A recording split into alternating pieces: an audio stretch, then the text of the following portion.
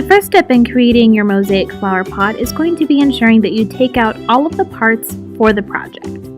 Here you see Fox is getting ready to paint his flower pot by taking out all of the paints and laying them out with his grandma. Next, you can dive right in and make sure you have an apron on little ones so that they don't get paint all over them.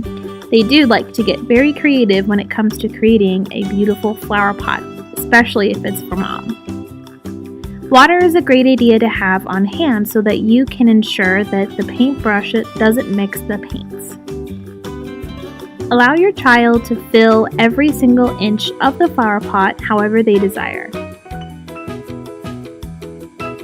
This is a really great way to bond with your kids and help them understand the importance of creating things for our family and friends, and especially this time of year for mom and dad.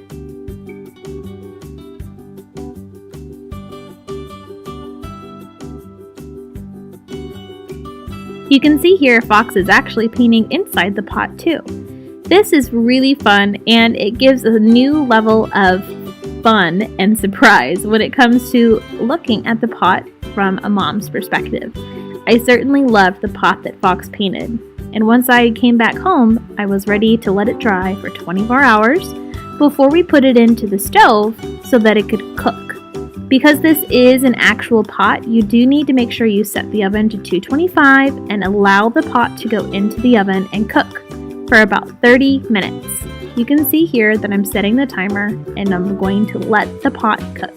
Then once it's done, you need to let it dry again and cool until it's cold to touch.